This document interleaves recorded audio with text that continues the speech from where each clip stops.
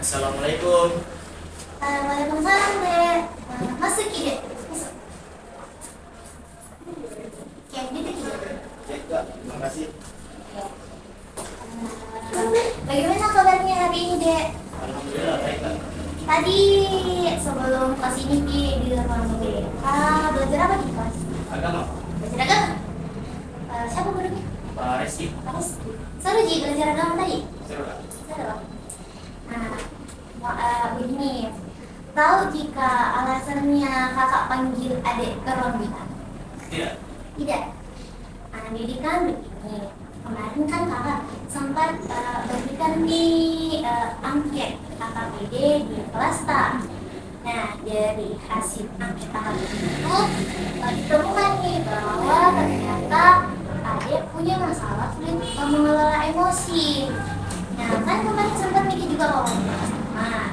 Jadi kenapa kakak panggil Miki ke sini ke ruang BK? Karena Kakak tahu lebih lanjut tentang masalah yang sulit mengelola emosi. Oh iya, Kak. Paham.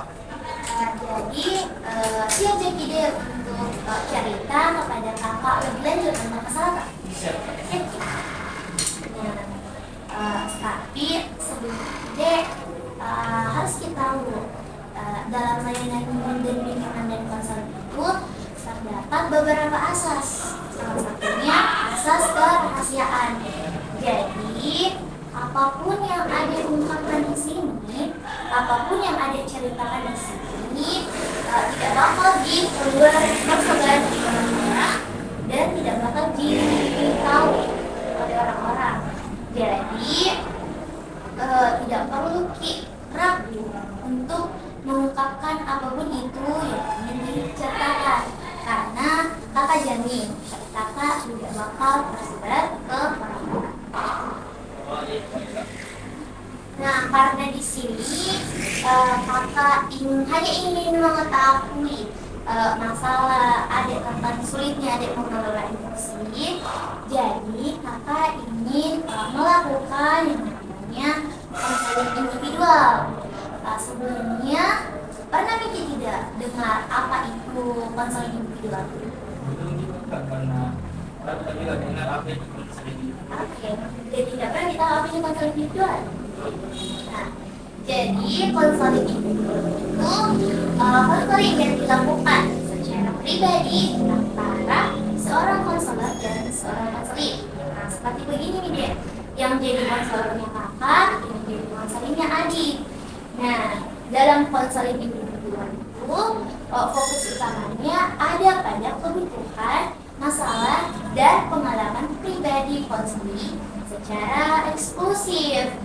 Nah, dalam konseling ini dirancang untuk membantu kebutuhan atau untuk mendukung individu dalam emosional, bimbingan, dan pemahaman terhadap masalah yang mungkin dihadapi oleh individu, seperti masalah emosional yang adik alami yang karena sulit mengelola emosi, konflik interpersonal, stres, kecemasan, dan perkembangan pribadi. Oh iya, Kak. Saya sudah paham mengenai konseling individual. Sebelumnya berarti kalau begitu tidak pernah pikir melakukan konseling individual sebelumnya? Belum pernah. Dari guru-guru BK sendiri tidak pernah pikir dipanggil untuk melakukan konseling individual? Belum pernah. Nah, di dalam konseling individual itu sendiri deh terdapat batasan waktunya, minimal 30 menit, maksimal 45 menit.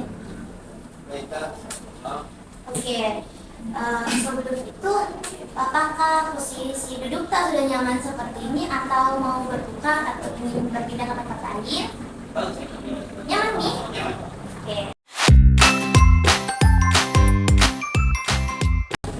Baik, kan kemarin pada saat wawancara kan bilang Ki kalau sangat sulit Ki untuk mengelola emosi marah, terutama pada saat diganggu Ki sama teman kita atau diejek sama teman kita. Bisa tidak ceritakan lebih lanjut lagi kepada kakak? Ya, jadi begini kak, kalau teman-temanku mengganggu, saya biasanya dibarengi atau dibarengi dengan ejekan yang sangat tidak saya sukai, seperti hal mengejek dengan nama orang tua. Oh, jadi kalau diganggu bisa kita diejeki terus di bawah nama orang tua begitu. Iya kak. Baik. Ejekan seperti apa yang biasa diletakkan temanmu dengan membawa nama orang tua?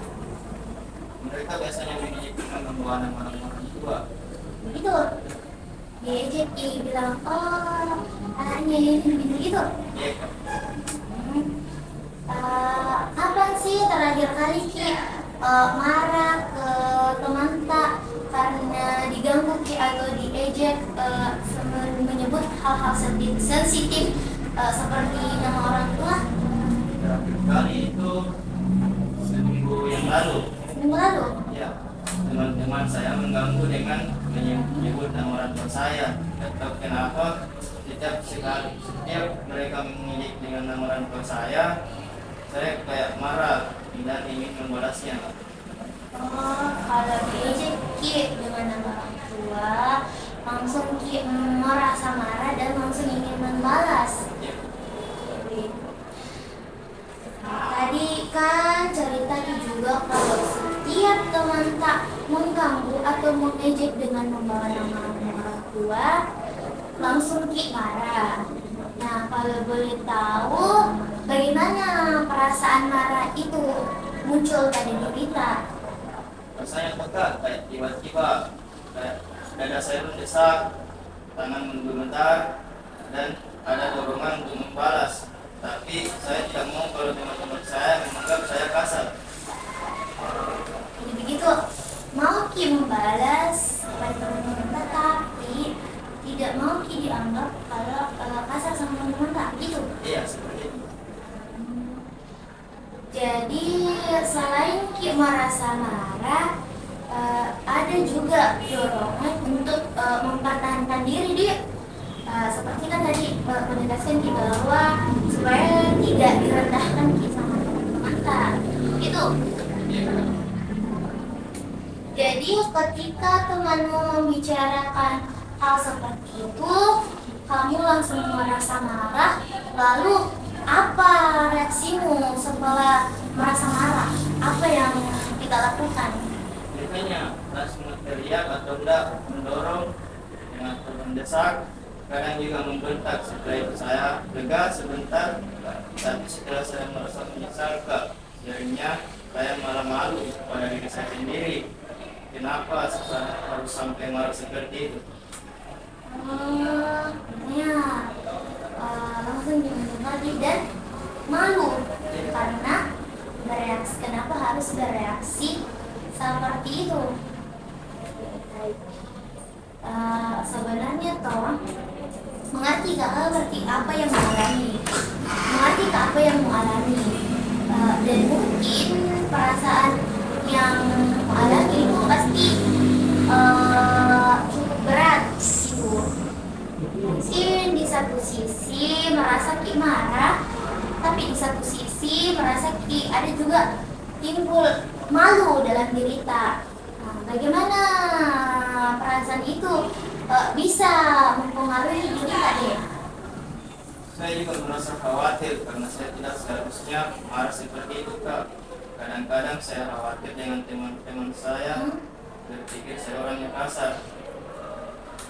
Takut Ki kalau temannya berpikir kasar Ki. Oke, baik deh. Kakak paham apa yang kita alami dan pasti perasaan itu berat Ki di kita. Mungkin di satu sisi merasa Ki marah, tapi di sisi lain juga muncul rasa bersalah atau malu. Bagaimana perasaan itu mempengaruhi diri tadi setelah kejadian itu? Biasanya memang setelah itu saya langsung merasa malu, terutama kalau melihat banyak teman-teman lain. Saya langsung menjauh atau diam untuk menenangkan diri, tapi perasaan bersalahnya tetap ada. Malu Ki dan perasaan bersalahnya tetap ada. Oke, baik deh. Kan tadi bilang Ki setelah bereaksi marah lebih sering Ki merasa malu dan merasa bersalah. Coba kita renungkan Ki baik-baik deh. Apa yang membuat kita merasa bersalah ketika selesai Ki marah? Biasanya kalau merasa bersalah karena saya tidak seharusnya seperti itu kak. Kadang saya khawatir juga teman-teman malah berpikir saya orangnya kasar. Jadi merasa malu dan merasa khawatir Ki kalau pikirannya teman-teman tak bilang Kak bakal kasar Ki, orangnya tipe kasar begitu. Ya, Jadi sepertinya deh kita itu punya Ki tanggung jawab atas reaksi yang akan muncul pada saat marah Ki. Di satu sisi kamu mungkin tidak ingin dianggap kasar, tapi di sisi lain merasa Ki perlu untuk mempertahankan diri Kak gitu. iya kak, saya merasa terjebak antara ingin mempertahankan diri atau perasaan tidak enak setelahnya kak. Sebenarnya Pak Dek, yang dilakukan sekarang itu bagus sekali nih Dek, karena dia bisa Ki mengenali perasaan kita yang seperti itu. Maka tahu lebih dalam lagi dan mau Pak telusuri lebih dalam lagi apa kira-kira yang membuat tak sangat tersinggung atau marah ketika teman-teman tak mengusik hal-hal sensitif terkait orang tua tak. Tidak tahu juga kak, rasanya kayak tidak suka orang lain menyebut dengan nama orang tua saya. Karena itu merupakan hal yang sensitif untuk saya. Jadi merasa Ki kalau teman-teman tak bawa tentang orang tua itu, apalagi tentang orang tua itu merasa Ki bilang hal-hal yang sebenarnya harus dihormati begitu. Ya kak,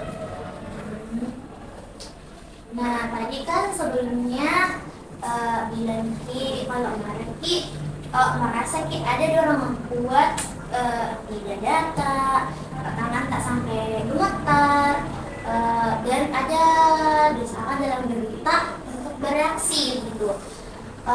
Sebenarnya kalau disadari deh, tanda-tanda fisik seperti itu biasanya muncul seberapa cepat setelah Ki merasa tersinggung oleh perkataan atau ejekan teman-teman Kak. biasanya langsung muncul kak, tapi Saya tidak. langsung muncul. Ya, kak, tapi tidak lama setelah mereka mulai berbicara hal sensitif seperti itu, langsung merasa jantung berdetak kencang. Jantung tak berdetak kencang. Oh langsung nih Ki. Kalau begitu langsung nih muncul mata dan berdetak kencang jantung tak gitu. Iya kak, Jadi sebenarnya ini tuh deh yang dialami itu sebenarnya tubuh kita sudah memberikan nih tanda-tanda ketika mulai Ki merasa marah. Sebenarnya toh bisa nih Ki dari sini mengenali tanda-tanda lebih awal. Jadi mungkin bisa Ki mencoba menenangkan diri sebelum emosi tak memuncak, karena bisa kita kalau mau Ki marah bakal berdetak kencang di jantung kita. iya kak, biasanya juga mereka menjauh atau mencari ke tempat-tempat sepi untuk melakukan hal-hal yang lebih biar supaya tidak Supaya tenang Ki supaya tenang begitu lah. dari masalah yang dihadapi. Biasanya menjauh Ki apa yang biasa dibikin? Main game Ki, dengar musik, buat diri cara tetap tenang begitu. Main game dan mendengarkan musik. Jadi kalau pergi ke menjauh, main game Ki dan mendengarkan musik begitu.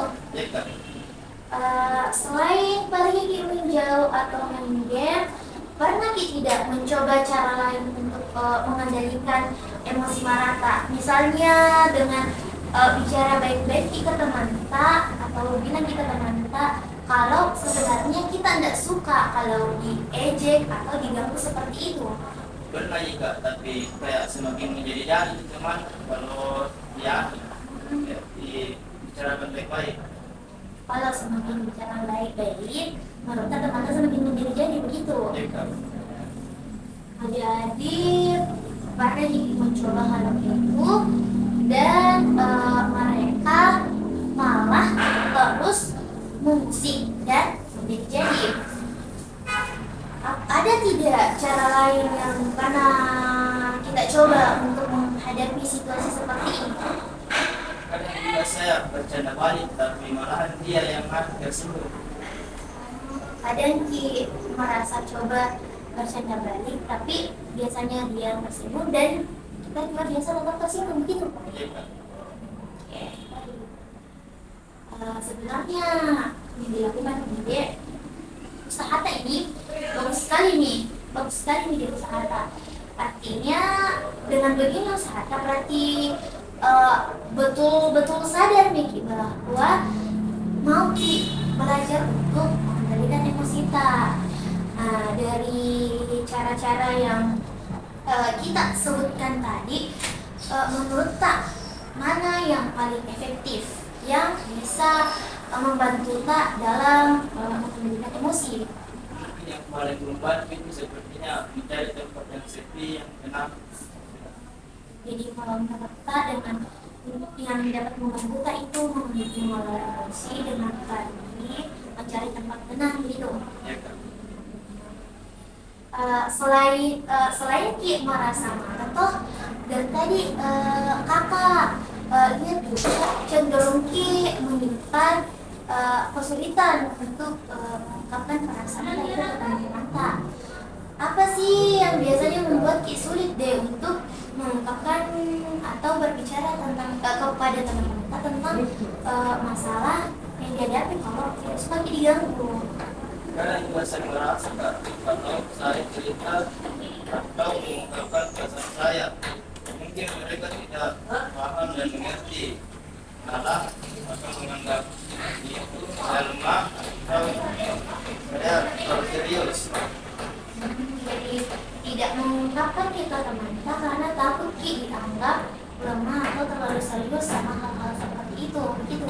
Ya Kak, jadi saya lebih baik simpan sendiri. Jadi lebih baik disimpan sendiri gitu. Bilang biar nih, tidak usah ditahu teman-teman, begitu. Ya Kak. Sebenarnya bila Ki tidak kalau mengungkapkan gitu perasaan Tak sulit karena takut dianggap lemah atau serius sama teman-teman Tak. Kenapa Ki khawatir kalau teman-teman Tak tahu bahwa kamu sebenarnya tidak suka diajak bercanda seperti itu dengan apa yang mereka lontarkan Ki? Sebenarnya baiknya begitu Kak, tapi saya lebih memilih untuk mengungkapnya sendiri saja Kak.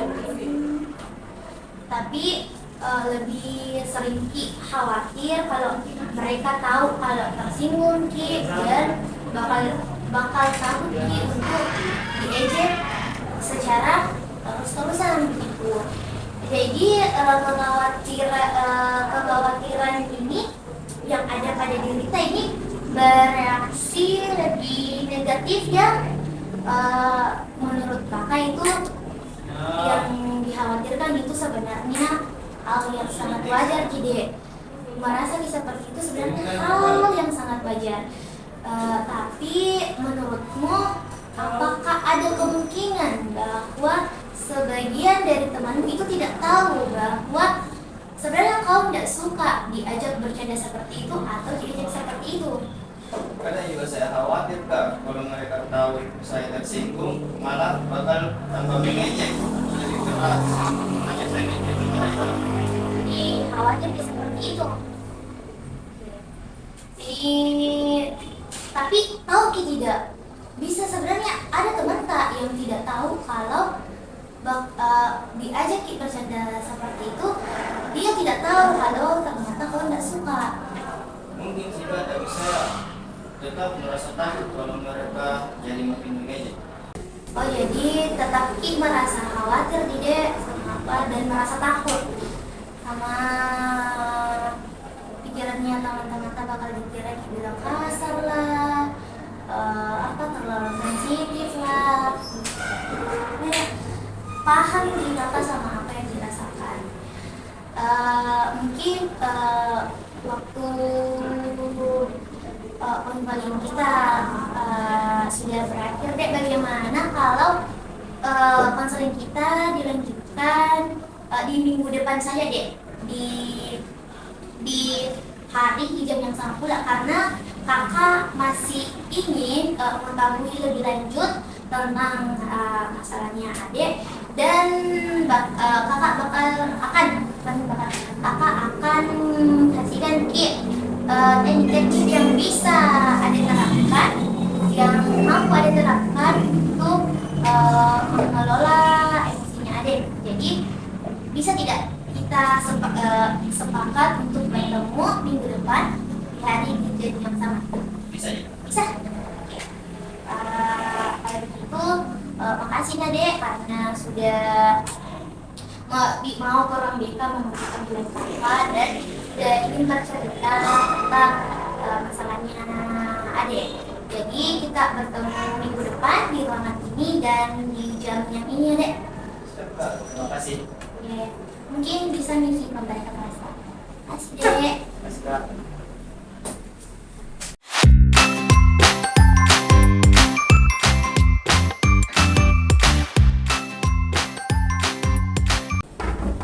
Assalamualaikum. Waalaikumsalam, saya masuk ya, Dek. Masuk.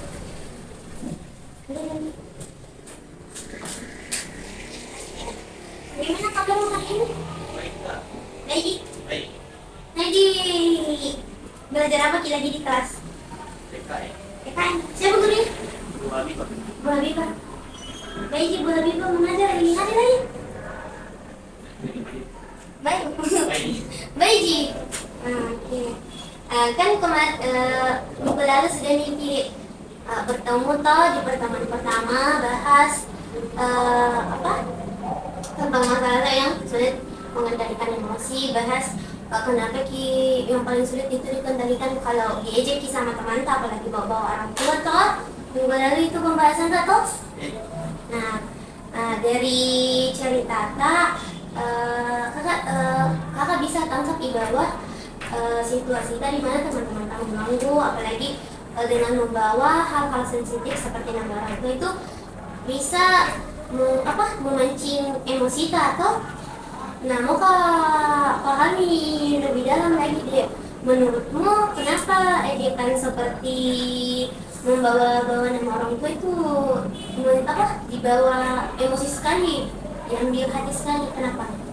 Karena orang tua itu hal yang penting sekali bagi saya, Kak. Aku suka kalau ada orang terlalu seenaknya bicara, apalagi nama bercandaan itu. Oh, jadi nggak disukai kalau dengan membawa nama orang tua itu hal yang nggak boleh dibercandakan toh menurut kita. Berarti di pikiran itu orang tua adalah sosok yang penting dan berarti sekali untuk diri kita. Berarti orang tua ini punya tempat istimewa di hidup tak? Iya, Kak, berjuang sekali orang tua aku hidup kita. Jadi tak pantas kalau masalah orang tua dijadikan bercandaan. Karena itu nih Mas, ini karena berjuang sekali nih orang tua untuk hidup untuk kita, kalau tidak bahwa bercandaan teman kan gak bisa ini. Berarti kita ini melihat sosok orang tua tak di hidup kita itu sosok yang sangat penuh perjuangan, pengorbanan. Maka dari itu kenapa marah karena seharusnya orang itu harus dihormati. Ketika ada orang yang memperlakukan tak dengan seperti itu secara tidak pantas, itu seperti menyentuh sesuatu yang sangat pribadi dan berharga untuk dirimu, begitu. Iya, begitu. Tidak suka karena kali sama orang-orang yang tidak bisa mengenal seperti itu. Jadi, heran sama orang-orang yang tidak bisa menghargai hal-hal seperti halnya orang tua, begitu. Iya. Berarti ini menunjukkan bahwa kita punya nilai sosok nilai yang tinggi untuk menghormati orang tua. Berarti ini orang tua itu penting sekali di diri kita, bahkan supaya tidak apa janji bawa orang tua dalam hal ejek-ejekan begitu. Nah karena itu juga menggambarkan bagaimana kita menghargai hubungan dengan orang-orang terdekat tak. Menurut tak apa yang terjadi kalau orang lain bisa memahami perasaanmu dalam hal ini? Apa yang akan terjadi kalau bisa memahami orang lain tentang perasaan tak ini? Mungkin tak bakal bercanda bawa nama orang tua bilangnya kak. Tapi kadang berpikir kak, kalau yang tidak peduli ya apa kak. Jadi mungkin berharap Ki bisa teman-teman tanda bertanda orang tua Ki lagi, tapi berpikir Ki lagi pasti mereka bodo amat Ki juga. Iya kak. Jika apa yang dirasakan jadi ada rasa ragu apakah mereka betul-betul peduli atau tidak menderita. Tapi sebenarnya mau Ki kalau mereka tahu kalau hal ini penting untuk tak. Menurutmu apa yang membuat mereka sulit memahami perasaan tak? Mungkin karena tak pernah kak bicara langsung. Jadi biasanya langsung dia marah kak. Jadi teman-teman pun tidak tahu kenapa bisa marah.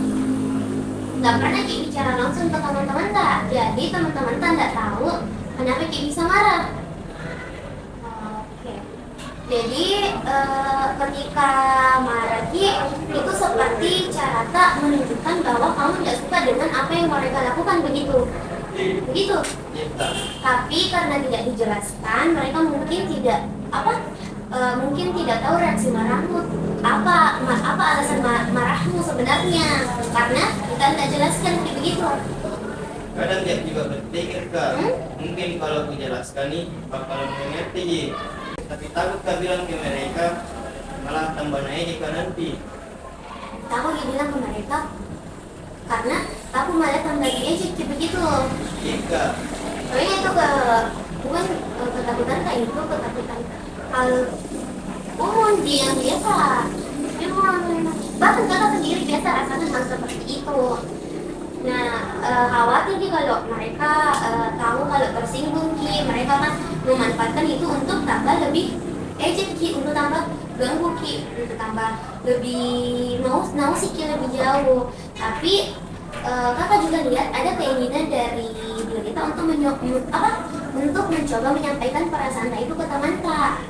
Tapi belum berhasil melakukan itu. Apa kira-kira yang akan berubah kalau kita sampaikan itu perasaan ke teman tak?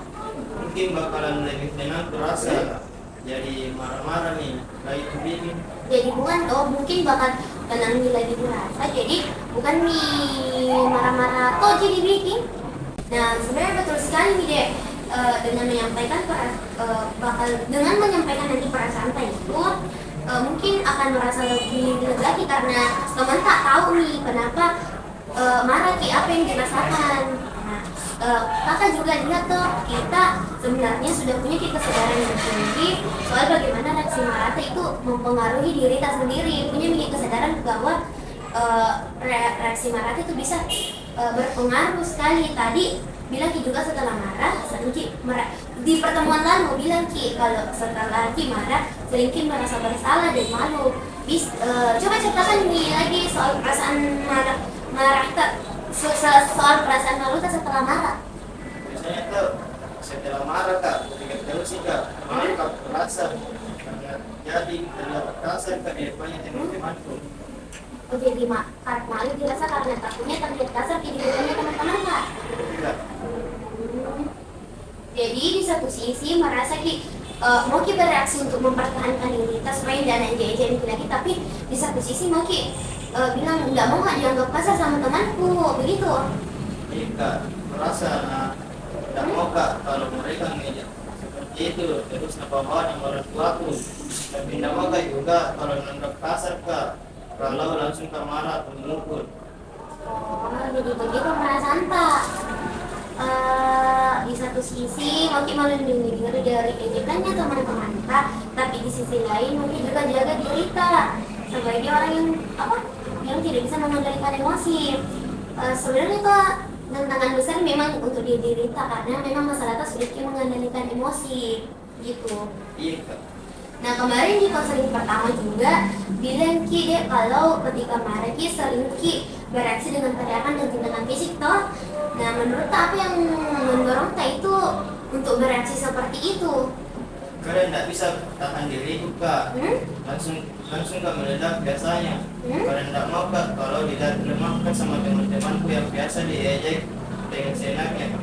Makanya biasa tidak bisa kita diri tak langsung meledak emosi tak biasa, makanya langsung pakai kekerasan fisik.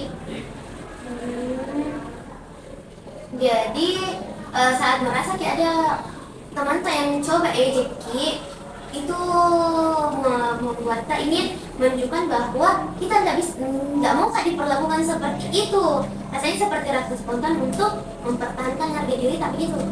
Iya kak, kalau dia saya bikin diejek terus kak. Kalau dia bisa aja dibikin, menurut tak bakal diejek terus. Iya kak. Jadi reaksi tak itu sebagai cara untuk menghentikan gangguannya teman-teman tak. Mau memastikan bahwa mereka batasannya kan tidak terus mengusik atau mengejek dengan hal seperti itu. Iya kak, begitu. Gitu. Itu loh yang dialami sebenarnya hal lumrah dan hal yang manusiawi. Nah, tidak ada yang ingin merasa diremehkan atau terus diganggu. Tidak ada yang mau diganggu. Bahkan kakak juga kalau terus diganggu dengan begitu mungkin kakak juga tidak suka. Tapi tadi bilangnya setelah bereaksi seperti itu seringkali merasa bersalah atau malu. Maka tahu lebih dalam apa yang membuat kak sering merasa malu. Saya tahu kak, kalau marah-marah seperti itu kan tidak baik. Jadi aku bilang kak, tahu kak yang berkasar. Maka udah ditahu kalau marah-marah seperti itu tidak baik itu makanya bilang tadi takut dia nggak kasar sama teman-teman kak. Jadi tak bisa membuat bisa nggak bayangkan betapa yang dialami itu memang untuk diri kita itu pasti rumit. Bisa sendiri sih ada kebutuhan untuk melindungi diri kita, tapi di sisi lain mau menunjukkan bahwa nggak bisa kamu ejek seperti ini, nggak bisa kamu remehkan seperti ini. Ada keinginan untuk menjaga citra diri kita di depan teman-teman kita. Berarti ini diri kita rasanya terjebak di antara dua pilihan yang penting, satu untuk mempertahankan diri tapi satu untuk tidak dilihat buruk sama teman-teman kak gitu. Kak, nggak tahu kak, mau kak bagaimana lagi? Kalau diam kak, bikin bakal diganggu terus kak. Tapi kalau marah kak, saya merasa malu dan tidak enak kak. Begitu yang dirasa. Berarti ini memang situasi seperti ini tidak jelas sih pasti untuk diri kita memang. Kakak juga lihat di balik ini semua toh sebenarnya punya kesadaran yang besar tentang bagaimana reaksi kita untuk mempengaruhi hubungan kita dengan teman-teman kita. Menurut tak apa yang paling sulit untuk menghadapi situasi seperti ini? Apa menurut tak? Yang paling susah itu kak, tahan emosiku. Biasanya tidak bisa mikir tahan dan langsung meledak marah kak. Yang paling sulit itu untuk tahan emosi tak. Nah sebenarnya kalau hal begitu tuh wajar sih. Siapa tidak marah memang kalau diejek, apalagi kita bilang tidak suka sekali kalau diejek dengan nama orang tua, itu wajar. Ketika emosi kita datang, reaksi dari tubuh kita itu muncul cepat sekali. Tapi kakak lihat kita punya keinginan untuk mencoba mengendalikan emosi kita, untuk mencoba mengendalikan situasi ketika marah. Nah tadi juga bilang bahwa kita sudah mencoba beberapa cara untuk menenangkan diri, seperti menjauh sejenak atau mencari aktivitas yang kamu sukai. Bukan tadi sih, tapi minggu lalu itu dibilang toh untuk meredakan emosi tak. Menurut tak apakah usaha-usaha seperti ini membantu sekali untuk diri tak? Membantu sih kak, tapi kadang kalau meledak mah biasanya lupa.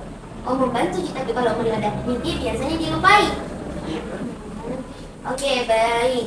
Jadi tujuan tak ini untuk bisa mengelola emosi tak tanpa harus bertindak secara fisik atau berteriak kepada teman tak, begitu. Kalau berhasil melakukan itu, menurut tak apa yang akan berubah dalam hubungan tak dengan teman-teman tak? Mungkin lebih dihargai kak. Mungkin bakal lebih dihargai dan tidak bakal dilihat sebagai orang kasar yang gampang marah. Itu menurut tak ketika bisa kamu mengendalikan emosi seperti itu. Nah, yang perasaan itu seperti betul nih. Kalau mungkin menunjukkan bahwa bisa bersikap tenang, teman-temanmu juga mungkin akan mulai berubah cara berinteraksinya dengan kita. Selain itu, apa lagi yang akan kamu rasakan jika bisa mengelola emosi kita dengan baik? Mungkin bisa kali percaya diri Kak. Jadi berumah merasa bersalah lagi.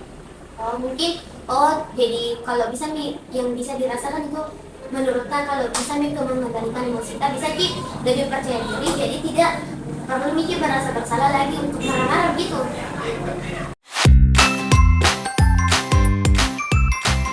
Nah, sudah kita membahas banyak tentang masalah yang sulit mengendalikan emosi. Kan minggu lalu juga sudah memang juga dibahas tuh Dek. Nah, sekarang dibahas lagi sedikit tentang masalah dalam mengelola emosi kita, tentang teman-teman yang sering ganggu kita, apalagi dengan membawa-bawa hal-hal sensitif menurut tak, seperti nama-nama orang tua yang sensitif untuk diri tak begitu. Nah, semoga sebenarnya mau menggunakan teknik untuk bisa mengendalikan emosi kita dengan baik. Nah, teknik ini namanya teknik reframing begitu. Apa itu reframing? Apa itu reframing? Jadi tidak tahu apa itu reframing. Nah, reframing itu adalah metode yang membuat seseorang atau individu melihat sebuah keadaan dengan cara pandang yang berbeda sehingga menghasilkan respon yang baik. Nah, ini reframing maksudnya melihat sudut pandang atau yang berbeda dari begini nih kita dengan masalah tak sempat masalah tak sulit mengendalikan emosi dari teman-teman tak itu, maka pakai teknik ini begitu supaya bisa sudut pandang tak tentang ini masalah tak bisa bisa lebih positif lah begitu. Oh iya, paham Kak. Paham itu? Nah, kita mungkin mengidentifikasi dulu pola pikir yang biasanya muncul ketika teman-teman tak mulai mengganggu tak begitu. Misalnya apa yang langsung terlintas di pikiran tak pada saat teman-teman tak mulai mengejek atau membawa-bawa nama orang tua. Biasanya saya langsung berpikir kalau sengaja karena ada takkan atau sengaja karena berpengaruh. Biasanya yang terlintas pertama di pikiran saya itu biasanya sengaja di ejek-ejek atau sengaja dibuat marah begitu. Iya. Nah, sekarang ini mau Kak coba suruh suruh kerja LKPD. Ini tiga nomor gitu. Jadi yang LKPD ini kerja 3 nomor ini dia buru-buru kerja saja, santai saja kerja.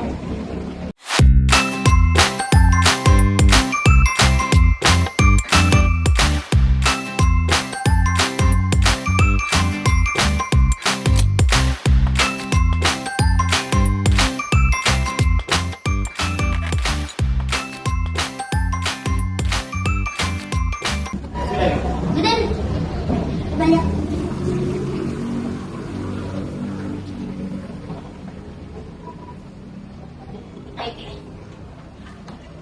Nah, sudah video kerjakan nih LKPD. Tapi sebelumnya tahu aja tuh LKPD tadi.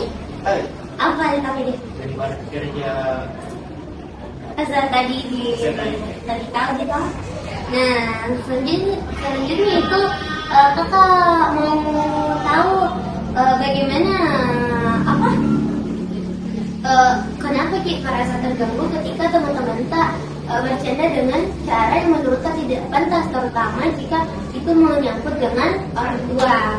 Nah, hari ini nih penerapan tekniknya. Kakak mau melihat, kakak mau kita melihat situasi ini dari sudut pandang yang sedikit berbeda. Menurut tak, apakah mungkin teman-teman tak melakukan hal seperti itu sebenarnya bukan untuk mengejek tak atau menyerang tak secara pribadi? Kan mereka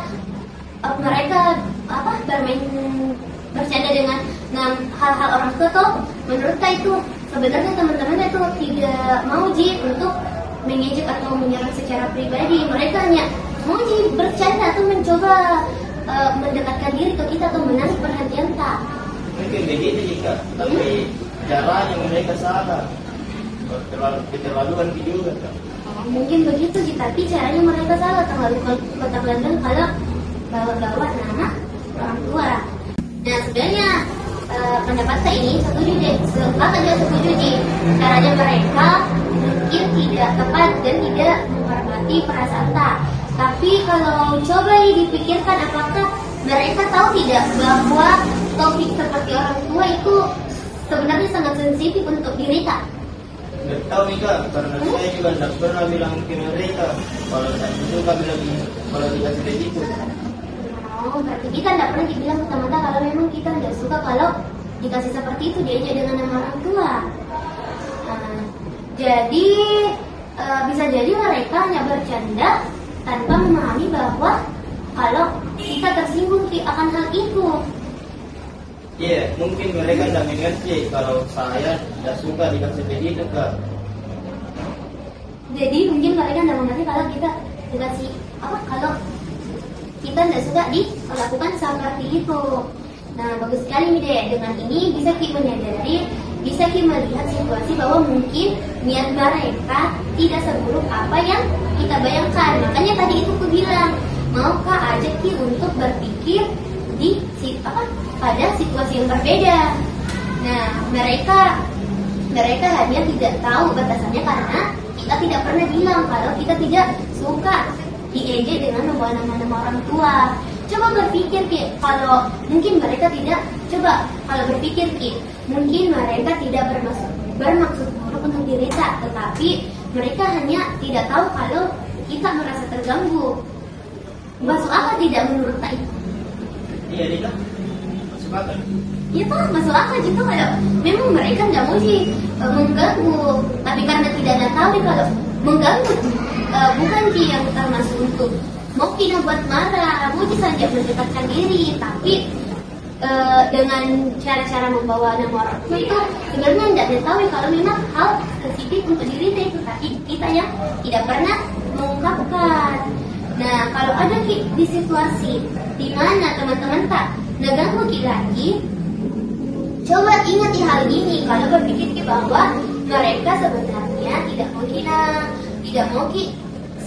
mau kita serang secara personal, tidak mau sebenarnya mengganggu seperti itu, tapi teman-teman tak mungkin caranya ini teman-teman tak hanya untuk mendekat ke kita, hanya untuk lebih akrab ke kita, tapi caranya tidak tahu kalau itu hal yang sensitif untuk kita. Mungkin saya tidak langsung marah kak, mungkin bisa kulihat dulu nyatanya kemarin itu dan belum beraksi. Jadi perasaan tak kalau terjadi hal seperti itu mungkin tidak langsung marah bisa mikir lihat dulu bagaimana niatnya teman tak sebelum bereaksi Makanya itu tadi aku bilang, aku ajak untuk berpikir secara berbeda. Itu namanya yang reframing, diajak membingkai ulang pikiran atau situasi dengan yang lebih positif atau dengan sedikit berbeda. Kan kayak tadi bilang kalau marah karena mungkin teman-teman tak sengaja kita diganggu atau bagaimana. Tapi kalau dipikir dengan di situasi berbeda, karena mungkin teman-teman tak mau sebenarnya diajak bercanda, diajak untuk mau sebenarnya untuk lebih mendekat ke diri kita, tapi kita yang tidak merespon seperti itu karena dianggap lebih sensitif, dan teman-teman juga tidak tahu kalau hal sensitif itu tidak disuka karena tidak pernah dibicara. Nah, ini tuh langkah yang sangat baik nih untuk kita nanti terapkan, melihat situasi dari sudut pandang yang lebih luas atau yang lebih berbeda. Kali-kali bisa kita bantu untuk mengelola emosi kita dengan lebih baik.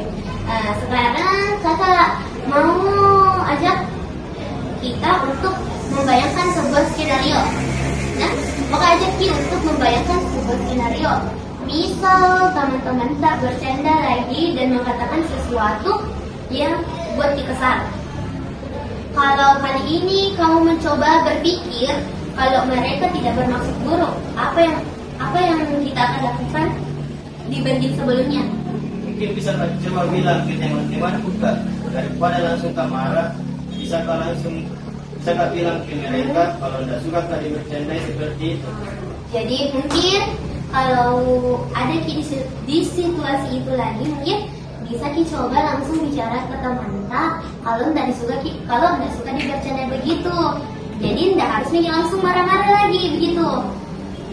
Nah, itu yang dibilang itu ide yang bagus nih. Bisa mikir berpikir seperti itu, bisa mikir tanpa berpikir negatif lagi. Kalau bilang sama aja jangan ganggu ini, mau jaga saja memang ngasih marah-marah. Nah itu tadi yang dibilang itu ide yang bagus nih deh. Nah itu juga tuh bisa juga bilang enggak suka kalau diganggu kak, kalau bicara kok seperti itu, tapi dengan nada yang baik dan sopan. Nah, kalau lagi bilang enggak suka kak diganggu seperti itu, ganggu kak seperti itu, tapi dengan nada botak, nih bagaimana nih lagi? Timbul nih lagi permasalahan baru, emosi menjadi mantan. Lain kayak jadi harus dibilang dengan baik-baik ke teman tak. Nah kan tadi juga bisa mungkin juga tipsnya tadi juga ada bisa menjauh sejenak untuk menenangkan diri jika mulai merasa marah.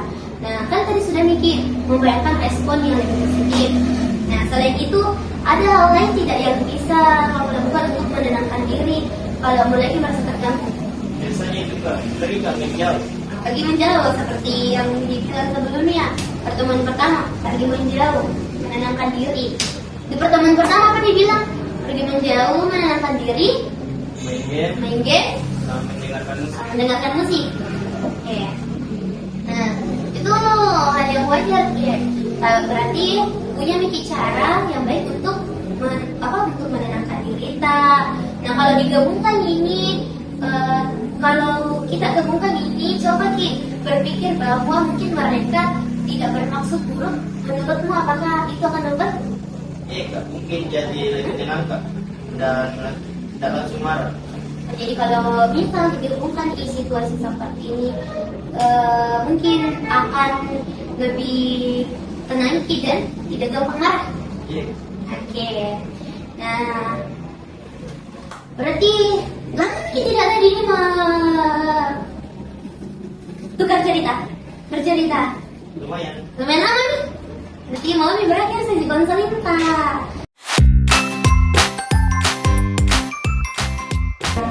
Berarti sebelum diakhiri sesi konseling tak, maka suruh refleksi apa yang bisa didapat dari sesi konseling tak selama 2 pertemuan ini. Apa yang bisa kita sadari dari sesi konseling ini bisa lebih paham kak.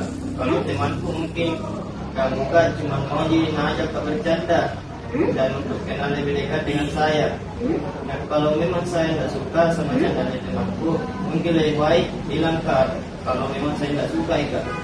Jadi dari sesi konseling pertama sampai sekarang ini bisa mikir paham kalau tidak selamanya itu mantan ganggu karena mau nak ejek atau memang sekedarnya diganggu, tapi mungkin sebenarnya itu teman tak mau saja mendekatkan diri ke kita, mau saja bercanda ke kita, tapi kitanya yang tidak suka kalau bercanda seperti itu. Tapi kitanya juga tidak bilang ke teman kalau memang kitanya nggak suka. Jadi itu pelajaran yang bisa didapat dari sesi konseling kita selama 2 pertemuan ini. Nah, dari sesi konseling ini semoga apa yang didapat berharap besar kakak untuk bisa diterapkan ya. Baik kak, siap. Coba diterapkan dalam kehidupan sehari-hariku. Jadi kalau mau terapkan di dalam kehidupan sehari-hari kita, itu nih selalu berpikir positif. Jadi kalau selanjutnya nanti kalau diganggu lagi sama teman-teman tak, kalau memang tidak disuka diganggu seperti itu, bilang nggak suka kan diganggu seperti ini, tapi dengan nada yang baik. Jadi juga ngotot bilang nggak suka kan diganggu seperti ini. Jadi kita emosi tanpa emosi ini toh. Nah jadi selain itu bisa juga berpikir kalau diganggu lagi teman-teman tahu mau sebenarnya temanku ajak kak bercanda ini, tapi tidak boleh terlalu sensi. Mau tambah dekat denganku ke saya. Nah, terapkan dari tanam di otak itu selalu pikiran-pikiran positif. Buang itu semua pikiran negatif yang selalu ada di otak kita. Emi lagi bilang kalau diganggu ke teman tak sengaja karena ganggu. Memang nak suka-suka itu nak ganggu Pak. Buang itu pikiran-pikiran begitu Nadia. Oke. Apa? Sebelumnya ada juga ini lembar evaluasi kan tadi Kak Demi yang KPBN. Nah sekarang ini lembar evaluasi. Nah ini tuh lembar evaluasi. Apa? Lembar kayak ini kan juga kepuasan sih. Tapi penilaian tak selama sesi konseling ini, selama 2 pertemuan selama tak sesi konseling. Checklist ini bagaimana menurut Kak?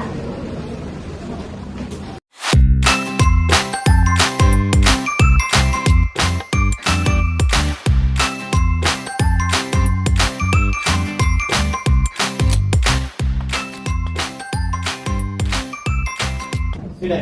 Sudah? Oke.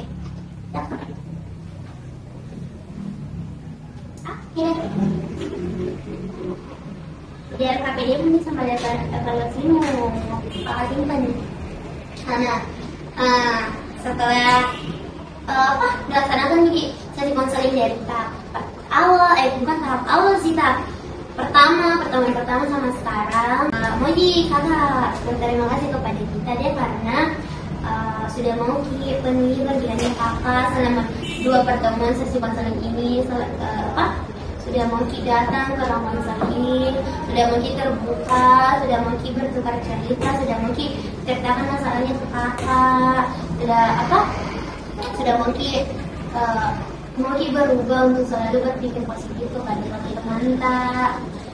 Itu jadi mau saja ingat kalau perubahan itu tidak langsung bisa berubah. Mungkin memang ada kalanya pasti kembali ke pikiran-pikiran seperti itu, tapi sebisa mungkin harus dicoba untuk meminimalisir itu, harus dicoba untuk bisa langsung berpikir positif gitu. Nah deh, jadi nanti selanjutnya kalau ada kejadian seperti ini, ingat untuk selalu berpikir positif. Ingat nih, ini sesi konseling tadi sudah untuk konseling dengan kakak dan diajarkan kalau selalu berpikir positif. Nah, oke baik. Bisa nih kembali ke kelas tadi. Kembali kita belajar, kita baik-baik, nanti boleh bolos, belajar, oke?